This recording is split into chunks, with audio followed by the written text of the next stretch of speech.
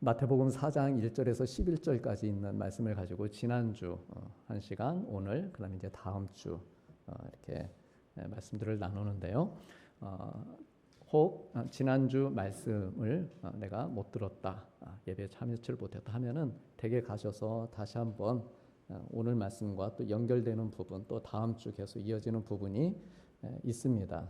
그러니까 꼭 그렇게 이어서 한번 이렇게 보셔도 좋을 것 같습니다. 우리는 가끔 내 앞에 있는 시험이 내가 이길 수 없을 만큼 이거 너무 세다, 이번 거는 너무 강하다, 이렇게 느낄 수도 있습니다. 그런데 이것은요, 내 마음에 넣어주는 사탄의 거짓말일 가능성이 큽니다. 느낄 수는 있겠죠. 그러나 사탄의 거짓말일 가능성이 크다. 고린도전서 10장 13절, 왜냐하면 우리 지난주에도 나눴듯이 하나님께서는 우리에게 우리가 감당하지 못할 시험은 허락하지 않으신다라고 약속을 주셨기 때문입니다. 그러므로 만일 내가 시험을 이기기 어려울 것 같다, 이런 생각이 든다면 혹 내가 시험을 당하고 있는 그 환경을 탓하고 있는 것은 아닌지 한 번쯤 살피는 시간을 가져야 됩니다. 이것을 가리켜서, 이 살피는 시간을 가리켜서 생각의 심호흡이다, 이렇게 말을 합니다. 시험 앞에서 차분히 내 생각이 심호흡을 하는 시간을 가지면서 내 생각이 시험에 들지 않도록 점검하고 변화를 주어야 됩니다. 즉, 시험은 사람이 처한 환경이나 상황에서 오는 것이라기보다는 그 상황에 대해 반응하는 생각에서부터 시작이 됩니다. 예를 들어서 우리 예수님의 경우를 보면은요, 예수님의 시험은 예수님께서 줄이시고 배가 고프신 환경 자체가 시험거리가 아니라는 거예요. 그 자체가 시험거리가 아니었고, 나는 하나님의 아들이니 돌을 떡으로 만들어도 된다라고 하는 사탄이 넣어준 그 생각에 흔들리시게 되면 이제 거기에서 시험에 걸리시게 되는 겁니다. 한 가지 더 예를 들면은요, 구약에 나오는 요셉은 주인 보디발의 아내가 동침을 요구하는데도 시험에 들지 않은 반면에 다윗은 목욕하는 밧세바를 보고 그녀를 데려다가 동침합니다. 거의 비슷한 환경에서 한 사람은 시험을 이겼고 한 사람은 시험에 졌습니다. 이들이 환경 때문에 시험에 이기고 진 게 아닙니다. 환경으로만 보면 시험을 이겼던 요셉이 시험에 걸리기가 더 쉬운 환경이었습니다. 또 적극적으로 다가왔기 때문에 그런 것이죠. 그러나 요셉은 보디발의 아내가 유혹을 걸어올 때 그가 가지고 있는 분명한 생각이 있었다. 뭐가 있었다고요? 생각이 있었습니다. 생각이. 어떤 생각이었습니까? 우리 다 함께 창세기 39장 8절과 9절 말씀을 화면으로 같이 보시겠습니다. 요셉이 거절하며 자기 주인의 아내에게 이르되, 내 주인이 집안의 모든 소유를 간섭하지 아니하고 다 내 손에 위탁하였으니 이 집에는 나보다 큰 이가 없으며 주인이 아무것도 내게 금하지 아니하였어도 금한 것은 당신뿐이니 당신은 그의 아내임이라. 그런즉 내가 어찌 이 큰 악을 행하여 하나님께 죄를 지으리까. 아멘. 요셉은 두 가지 생각을 가지고 있었습니다. 자기 주인인 보디발이 자기에게 했던 말도 그는 귀담아 듣고 존중했고, 자기가 섬기고 있는 하나님을 존중하는 생각도 가지고 있었습니다. 무조건 믿음으로만 한 게 아닙니다. 그는 자기 주인이 했던 말도 기억했습니다. 주인이 금하는 일이라는 생각과 하나님께도 죄를 짓는 일이라는 생각을 가지고 있었습니다. 그래서 평소에 이런 생각을 가지고 사는 요셉이었기 때문에 주인의 아내가 먼저 동침을 요구하는 환경에서도 시험을 피해 이길 수 있었던 것입니다. 반면에 다윗은 생각이 있었을까요? 없었을까요? 성경은 그가 밧세바를 처음 본 날의 일을 이렇게 기록하고 있습니다. 사무엘하 11장 2절 말씀입니다. 저녁 때에 다윗이 그의 침상에서 일어나 왕궁 옥상에서 거닐다가 그곳에서 보니 한 여인이 목욕을 하는데 심히 아름다워 보이는지라. 다윗이 그의 침상에서 일어났다, 이렇게 기록하고 있는데요. 성경 원문에 보면은 보다 더 정확하게 기록되어 있습니다. 다윗이 잠을 자다가 침상에서 깨어 일어났다. 이렇게 기록하고 있습니다. 잠자다가 이제 막 일어난 다윗이 순간 생각을 놓쳐버린 것입니다. 우리 선잠 이렇게 잠들다가 이렇게 깨면은 별 생각 없지 않습니까? 내 지금 뭐 해야 되는 건지도 모르고, 너 학교 가 하면 그냥 학교 가지 않습니까? 낮에도 어린아이들 깨우면 생각 없이. 아무 생각이 없었습니다. 그래서 본인도 잠을 깨우기 위해서 옥상에 올라가서 걸은 것인데, 그만 거기에서 저 아랫집에서 목욕하고 있는 한 여인을 본 것입니다. 봤는데 심히 아름다운 것입니다. 우리 성도님들, 이 여인이 진짜 아름다워서 아름답게 보였을까요? 아니면 다윗이 아직 잠이 덜 깨서 아름다워 보였을까요? 알 수 없죠, 그거는. 뭐 보이는 것까지야 일단 어떻게 하겠습니까? 일부러 본 것도 아닙니다. 왜냐하면 그 당시 집은 왕궁이 맨 산에 위에 있고, 그 다음에 아래 집들이 아래층으로 이렇게 쭉 내리막길 따라서 집들이 그렇게 있었습니다. 그러니까 왕궁에서 안 보려고 해도 그냥 보이는 겁니다. 저 아랫집이. 그래서 본 거예요.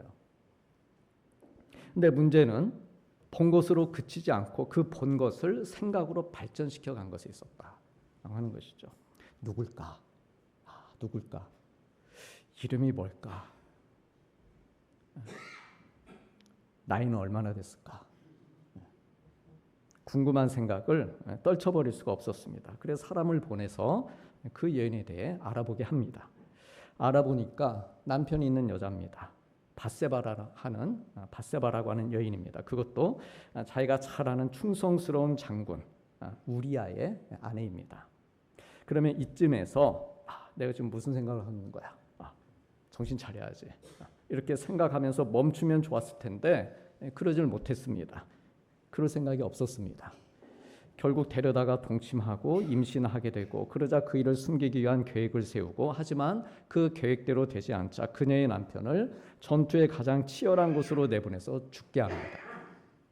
환경이 아닌 계속해서 잘못된 생각들, 이 생각도 해보고 저 생각도 나쁜 생각들이죠. 그 생각들이 빚어낸 죄와 비극이었습니다. 시편 19편에서 나의 반석이시오 나의 구속자이신 여호와여, 내 입의 말과 내 마음의 묵상이, 내 생각이 주님 앞에 연락되기를 원하나이다 기도했었던 다윗이었습니다. 그의 생각을, 제 생각을 받아주십시오, 그렇게 기도했던 다윗이었습니다. 얼마나 귀하고 아름다운 고백이었습니까? 이렇게 기도하며 하나님께 드렸던 자기의 그 마음, 자기의 그 생각을 이 순간에도 지켰다고 한다면 시험에 빠지지 않고 그도 요셉처럼 이기는 삶을 살 수 있었을 것입니다. 우리가 시험에 들 것 같은 상황에서 이길 수 있는 좋은 방법 가운데 하나는요, 나의 생각, 나의 관심을 다른 곳으로 돌리는 것입니다. 굳이 유혹이 드는 생각을 떠올리면서 밀당하려 하지 않고 생각의 채널을 바꾸는 것입니다. 사탄이 예수님께 돌을 떡덩이가 되게 하라 이렇게 시험을 걸어왔을 때 주님께서는 떡덩이들을 떠올리면서 밀당하지 않으셨습니다. 떡덩이를 떠올리지 않으셨습니다. 그러지 않으시고 곧장 생각의 채널을 바꾸셨죠. 어떻게 바꾸셨습니까? 말씀을 떠올리면서, 신명기에 있는 말씀 떠올리면서 생각의 채널을, 생각을 바꾸신 것입니다. 기록되었으되 사람이 떡으로만 살 것이 아니요 하나님의 입으로부터 나오는 모든 말씀으로 살 것이라. 떡덩이들을 떠올리는 대신에 하나님의 말씀을 떠올리셨습니다. 그래야만 하셨습니다. 예수님은 이미 말씀이십니다. 예수님 자체가 로고스로 오신 거예요. 그럼에도 불구하고 말씀이신 예수님이 말씀을 떠올리셨다는 거예요. 말씀이니까 난 무조건 이겨. 그게 아니셨습니다. 그 상황에서 우리 예수님도 육신의 몸을 가지고 계셨습니다. 배고프셨습니다. 힘드셨습니다. 근데 그 상황을 어떻게 이겨내느냐? 로고스이신 예수님께서 말씀을 떠올리신 겁니다. 생각을. 그래 그 말씀으로 그 배가 고픈 환경에서 오는 그 시험을 이겨내신 것입니다. 근데 성도님들, 이렇게 생각의 채널을 바꾸고 말씀이 떠오르는 것, 이게 쉽고 간단한 일이라면 얼마나 좋겠습니까? 예수님처럼 실제로 이렇게 금식을 해보신 분들은 이게 말처럼 쉽지 않다는 걸 잘 아실 겁니다. 금식 기도하게 되면 우리 성도님들 금식하는 중에 힘이 드십니까? 금식한 후에 힘이 드십니까? 아니면 금식하기 전부터 힘이 드십니까? 저는 금식하기 전부터 힘들더라고요. 금식하기 전부터 평소에 잘 먹지도 않는 것들이 다 떠오르. 평소에는 먹지 않는 것들이. 금식하게 되면 이것도 못 먹게 되겠지. 저것도 못 먹겠지. 그래, 마음이 중요한 거지. 하루 줄이자. 내가 이렇게 금식하기로 마음 먹었었다는 것만으로도 우리 하나님 내 마음 알아주실 거야.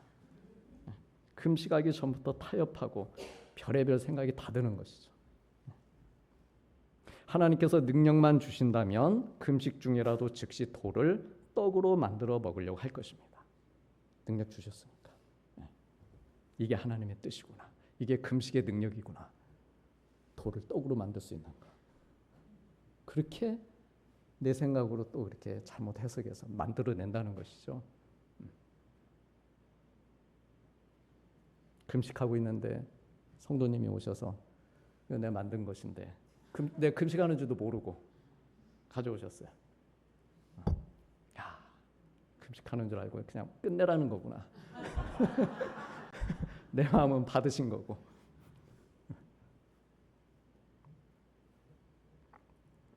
하나님 앞에 서원하고 기도했던 그 까먹고 그 생각은 집어먹는 것이죠, 그냥. 누군가는 말하기를 시험이 전화를 걸어오면 그와 논쟁하지 말고 수화기를 내려놓으라 라고 합니다. 밀당하려고 하지 말고 생각의 채널을 바꿔서 시험거리들을 무시할 수 있어야 됩니다. 욥은 내가 내 눈과 언약을 세웠나니 어찌 저에게 주목하랴 라고 했고 시편 119편의 기자는 내 눈을 돌이켜서 허탄한 것을 보지 말게 하옵소서 라고 기도했습니다.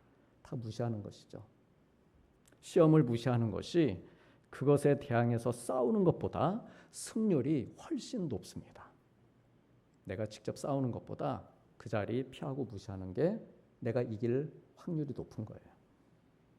그래서 예수님께서 지난주 말씀에서 1승을 그래서 1승을 거두신 것이고 오늘 말씀에서 또 1승을 추가하시는 것입니다. 우리 사랑하는 성도님들도 매번 예배 때마다 혹은 사회에 나가셔서 생활하실 때마다 1승씩 이렇게 추가하시는 성도님들 되시길 축복합니다. 또 1승 추가했다. 또 이겼다.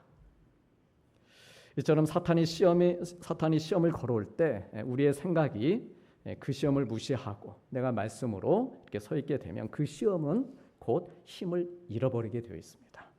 그러므로 혹 시험에 들 것 같은 상황, 환경이 생기면은 그 상황을 그냥 무시해버리고 말씀으로 생각의 채널을 바꿔서 믿음 생활의 승률을 높여가는 그런 성도님들 되시기를 축복합니다.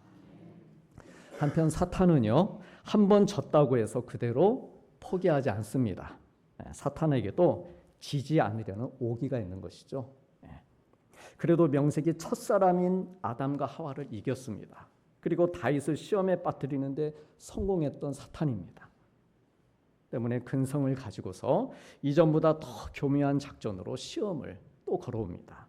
오늘 나눌 말씀인 사탄이 예수님께 걸어온 두 번째 이 시험은 예수님을 약 한 15m 정도 되는 성전 꼭대기 위에 세우고 예수님을 세워놓고 뛰어내려라는 것이었습니다. 그리고 이번에는 사탄이 먼저 하나님의 말씀을 인용합니다. 사탄이 먼저 주님에게 말씀을 생각하실 틈을 주지 않고 자기가 먼저 선빵 날리겠다는 것이죠. 지난번에는 약간 방심했습니다. 근데 예수님이 말씀으로 그렇게 해오니까 그래서 이번에는 자기가 먼저 이번엔 내가 먼저 말씀으로 선빵 날리는 우리 6절 말씀 같이 보시겠습니다. 이르되 네가 만일 하나님의 아들이어든 뛰어내리라 기록되었으되 그가 너를 위하여 그의 사자들을 명하시리니 그들이 손으로 너를 받들어 발이 돌에 부딪히지 않게 하리로다 하였느니. 와우 해주십시오. 지금 사탄이 하나님의 말씀을 읽었습니다. 놀랍지 않습니까? 다시 한번 와우 해주십시오. 야, 세상에 사탄이 하나님의 말씀을 맨 나쁜 소리, 욕짓거리 이런 것만 할 줄 알았는데 세상에 사탄의 입에서 하나님의 말씀이 나왔어요. 놀랍지 않습니까? 사탄이 성경을 아까 보신 대로 기록되었으되, 기록되었으되라고 분명히 성경에 있는 말씀을 인용하고 있습니다. 사탄이 회개한 걸까요? 예수님 만나고 일패 당한 후에 변화된 걸까요? 사탄의 본질은 바뀌지 않습니다. 잠시 진 것 같고 무릎 꿇는 것 같지만 그러지 않습니다. 그러면 성도님들, 사탄이 좀 전에 했던 이 말이 과연 맞는 말이었을까요? 어떻게 생각하십니까? 기록되었으되 하고 읽었습니다. 그 말 맞는 말일까요? 만일 사탄이 좀 전에 했던 그 말이 맞는 말이었다면 예수님께서 야 그래 그건 네 말이 맞다. 이번에는 네가 이긴 것 같다. 제법이다. 그러셨을 것입니다. 그런데 사탄의 좀 전 이 6절에 이 말이 끝나자마자 그 다음 7절에서 주님께서 주 너의 하나님을 시험하지 말라. 이렇게 말씀하신 걸 보면 사탄이 한 말이 맞았다는 겁니까? 틀렸다는 겁니까? 틀렸다는 것이죠. 충분히 짐작할 수 있습니다. 아니 분명히 기록되었을 때 하나님 말씀입니다. 근데 예수님은 틀렸다는 거예요. 그 말이. 하나님 시험하는 말이라는 거예요. 그 말이. 그 구절이. 너 그렇게 얘기하면 그 하나님 시험하는 말로 네가 하는 거다 지금.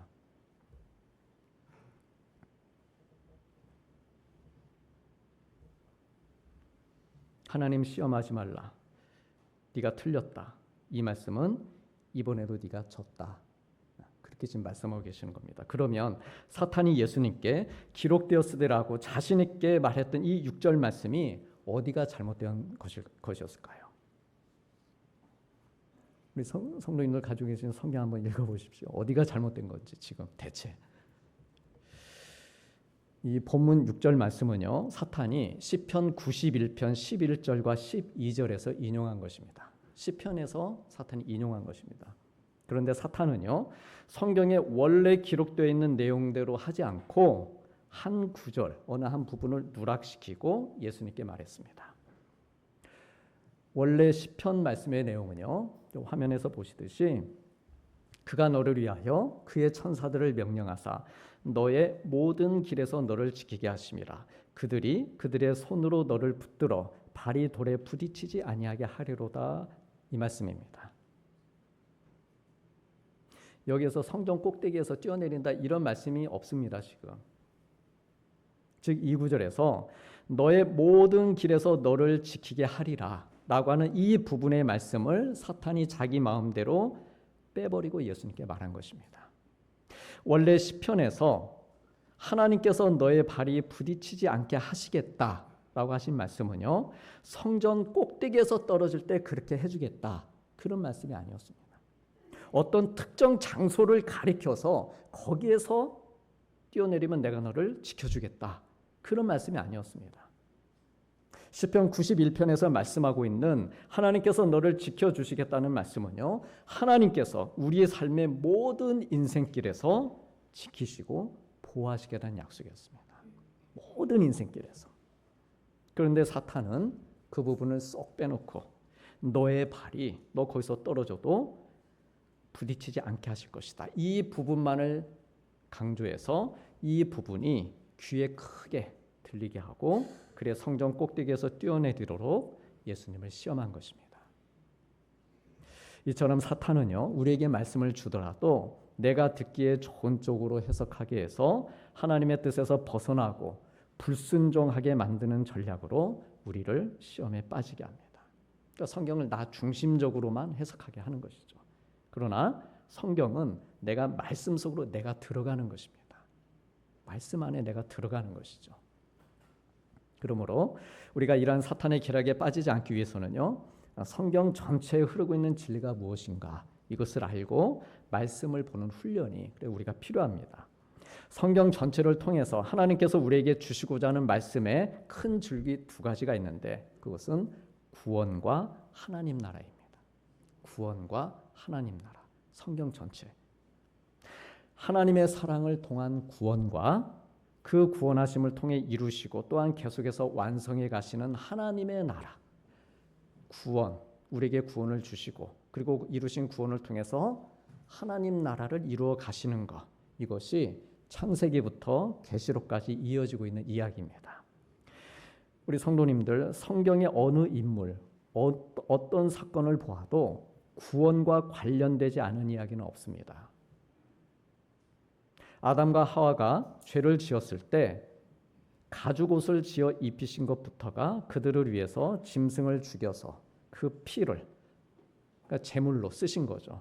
그 피를 사용하셔서 구원을 약속하신 은혜가 담겨 있었습니다. 이미 그때부터. 그 이후로 노아도, 아브라함도, 이삭도, 야곱도, 요셉도, 그리고 그의 형제들도 이들의 이야기는 창세기부터 결국 구원받은 이야기입니다. 아브라함이 구원받은 이야기입니다. 자기 고향 본토 지척을 떠나오면서 하나님 만나고 구원받은 이야기. 이삭도, 야곱도, 요셉도 총리가 되었습니다. 근데 그거는 그가 잘됐다, 그는 훌륭한 사람이 되었다, 그게 포인트가 아니고 그도 구원받은 사람이었다는 것이죠. 그리고 시간이 더 지나서는 히브리라고 하는 민족이 구원을 받은 이야기입니다. 모세도 구원을 받고 그와 함께 애굽에서 나온 60만 명도 구원을 받습니다. 광야에서도 구원을 받고 가나안 땅에 들어가서도 구원받고 바벨론으로 끌려가서도 구원을 받습니다. 어디에 있든 어느 시대를 살든 하나님의 자녀들이 구원받은 이야기입니다. 신약에 오면 세리와 창기와 죄인들이 구원을 받고 바리새인도 구원받고 부자도 구원받고 병들고 가난한 사람들도 죄 사함을 받고 구원을 받습니다. 그리고 교회가 세워지고 복음이 전파되면서 예수님을 주로 믿고 고백하는 사람은 누구나 구원받은 이야기, 유대인이나 헬라인이나 이방인이나 누구나 구원받는 이야기가 성경 이야기입니다. 그러므로 우리가 성경을 읽으면서 내가 어느 부분을 펼쳐놓고 어느 시대, 어느 인물, 어떤 사건들을 만나든 반드시 나의 구원과 연결해서 적용하고 읽을 수 있다라고 하는 것이죠. 그게 가장 첫 번째입니다.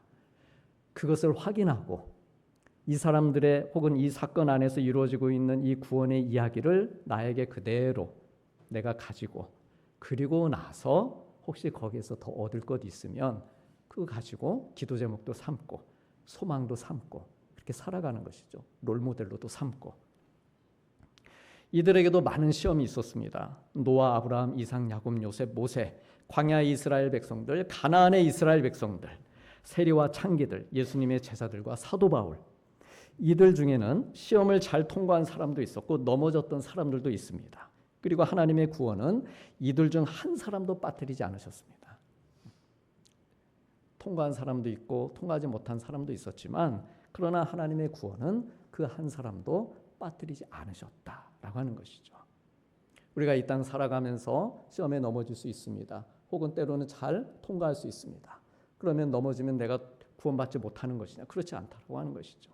하나님의 구원하심 안에 여전히 하나님께서는 우리를 그 안으로 끌어당기시고 계신다 하는 것입니다.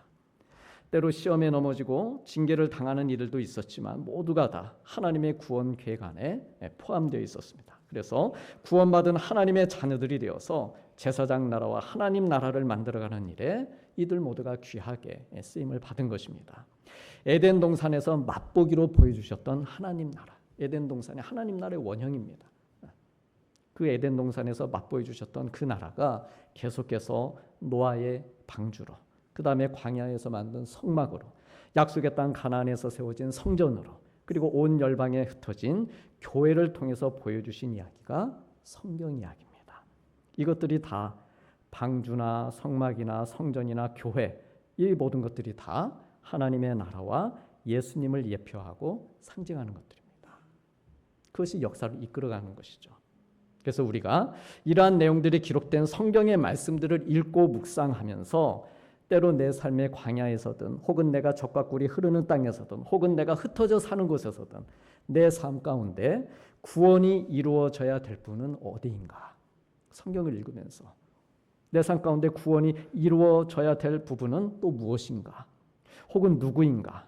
이런 것들을 물어보고 확인하고 사는 삶, 이러한 삶이 신앙생활을 하며 사는 모습입니다. 하나님께서 기뻐하시는 나라, 그 나라가 나의 마음과 생각에서부터 이루어지도록 시험에 들지 않고 시험을 이기며 사는 인생이 하나님의 자녀로 잘 살아가고 있는 모습입니다. 성경의 어떤 부분의 말씀을 펼쳐서 읽더라도 내 영혼과 삶에 커다란 유익이 되는 그런 건강한 믿음 생활을 우리가 할 수 있는 것입니다.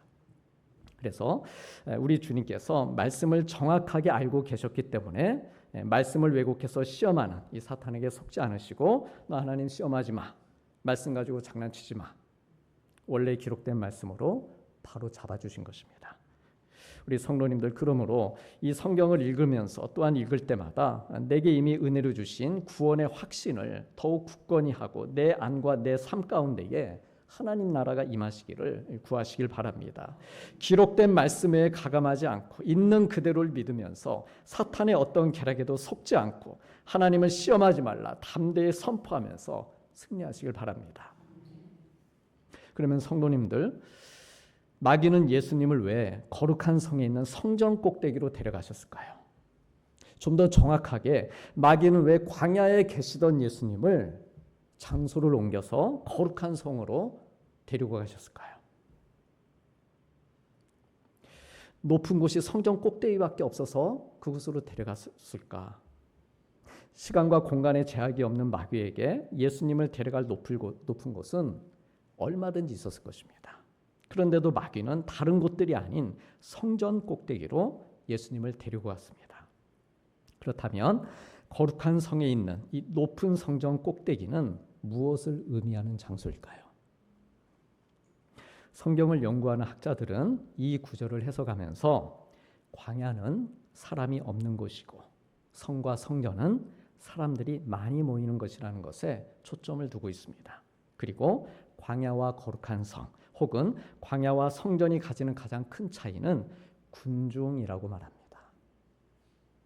거룩한 성에 있는 높은 성전 꼭대기는 사람들에게서 큰 주목과 관심을 받는 공간입니다. 따라서 그런 곳에서 뛰어내려서 하나님의 보호를 받는 모습을 보여주신다면 많은 군중들로부터 크게 인정을 받을 수 있는 기회를 잡으실 수 있게 되는 것입니다. 공생의 시작을 거대한 군중의 지지를 받으며 시작하실 수 있는 것입니다. 그런데 주님께서는 이러한 인기나 관심, 인정, 군중의 논리에 빠지지 않으셨습니다. 눈 한번 질끈 감고 뛰어내리시면 다 주님의 것이 되는데도 그러지 않으셨습니다. 왜 그러셨을까요? 주님은 왜 쉽게 시작할 수도 있는 공생의 길을 마다하시고 광야에서부터 시작하기를 바라셨을까요? 주님이 이런 결정을 내리신 이유는 아주 단순하고 명확했습니다. 광야는 성령에 이끌려 간 곳이었고 거룩한 성에 있는 높은 성전 꼭대기는 마귀에게 이끌려 간 곳이었기 때문입니다. 성경이 전해주고 있는 말씀 그대로입니다. 이것 외에는 다른 이유가 없습니다. 우리 사랑하는 성도님들, 우리들이 내가 성령의 인도하심과 보호하심 그리고 내가 성령님의 도우심을 받으며 사는 것이 많은 사람들로부터의 인기나 관심이나 인정을 받는 것을 의미하진 않습니다. 쉬운 삶을 의미하진 않습니다. 성령님이 나와 함께 하시니 이제부터 내 삶은 탄탄대로다. 쉬운 삶이다. 성경은 그렇게 말하고 있지 않습니다. 매일 성령의 강력한 이끄심을 주님처럼 이렇게 받으면서 살지만 나의 현실은 여전히 광야와 같은 삶일 수도 있습니다. 그러나 세상의 기준으로 만들어 놓은 꼭대기 근처에 한 번도 올라가 본 적이 없는 그런 삶이라 할지라도 내 마음이 항상 내가 주님 사랑하고 내가 말씀을 사모하는 영으로 우리 주님처럼 그렇게 채워져 있으면 바로 그곳이 성령에 이끌려 살면서 하나님의 인정을 받는 복된 자리인 것입니다. 우리가 하나님께 기도하고 또 오늘처럼 이렇게 예배를 드리고 있는 이유는 세상의 꼭대기에 서기 위함도 아니고 많은 사람들과의 관심과 인기와 인정을 받으며 살기 위함도 아닙니다. 내가 있는 곳이 광야든 거룩한 성이든 성전 꼭대기든 오늘 또 내가 성령에 이끌려 살고 있다라고 하면 나는 이미 지극히 높으신 하나님의 보좌 앞에 서 있는 것입니다. 높은 산이나 거친 들이나 초막이나 궁궐이나 내 주님 예수님을 모신 곳이 그 어디나 하늘나라, 이렇게 찬송하면서 성령에 이끌려 하나님을 기뻐하는 삶을 사는 것입니다. 그러한 나에게 사람들이 주는 인정과 박수 소리가 크게 들릴 일이 없고, 오직 나를 구원하신 하나님의 사랑 안에 거하는 즐거움으로 주님의 칭찬과 인정을 받으며 감사하는 삶을 사는 것입니다. 그런데 만일 그러지 않고 광야든 거룩한 성이든 성전 꼭대기든 마귀에 이끌려 산다면 세상이 주는 어떠한 관심이나 인기나 인정도 만족함이 없는 것이죠. 더 큰 만족을 구하면서 결국 하나님을 시험하는 일을 그 자리에 사는 것입니다. 마귀에 이끌려 살면서 얻은 박수, 그러한 인정과 명예와 자존심은 영원하지 못합니다. 그래 그 많던 사람들, 내게 그 많던 세상의 영광이 하나둘 내 곁을 떠나고 나에게서 멀어지고 박수와 인정받는 자리에서 떨어져서 내 발이 돌에 부딪힐 때 나를 보호하고 지켜줄 아무것도 없습니다. 부딪히고 난 상처를 회복할 수 없는 결과를 맞게 됩니다. 우리 사랑하는 성도님들, 하나님께서는 우리 하나님의 자녀들이 세상적인 힘이 아닌 성령의 이끄심을 따라 살길 바라십니다. 광야든 높은 꼭대기에서든 하나님을 의지하고, 장소가 중요한 게 아닙니다. 높은 꼭대기 우리 있을 수 있습니다. 그 자체가 잘못됐다는 게 아니죠. 어디에서든 하나님 의지하고, 설령 박수받지 못하고 인정받지 못하는 일이 있더라도 내 마음이 상하거나 낙심해서 발이 돌에 부딪히지 않기를 우리 하나님께서는 바라십니다. 모든 길에서 나를 지켜주시는 주님의 강한 손을 붙잡고 성령의 보호하심을 받으며 살길 바라십니다. 그러므로 오늘 또 이 아침 나를 이곳 교회로 이끄신 우리 성령님의 은혜에 하나님 감사합니다. 성령님, 오늘 또 저를 이곳으로 이끌어 주셔서 내 삶의 자리는 광야이지만 그러나 나를 이곳 성전으로 이끌어 주셔서 성령님 감사합니다. 고백하면서 이 시작하는 한 주간도 성령님이 우리의 삶을 이끄시도록, 그리고 온전히 맡겨드림으로 보호받고 승리하고 칭찬받는 우리 귀한 성도님들 되시기를 주님의 이름으로 축복합니다. 기도하시겠습니다. 마귀가 예수를 거룩한 성으로 데려다가 성전 꼭대기에 세우고 이르되 네가 만일 하나님의 아들이여든 뛰어내리라. 기록되었으되 그가 너를 위하여 그의 사자들을 명하시리니 그들이 손으로 너를 받들어 발이 돌에 부딪히지 않게 하리로다 하였느니라. 예수께서 이르시되 또 기록되었으되 주 너의 하나님을 시험하지 말라 하였느니라 하시니. 아멘.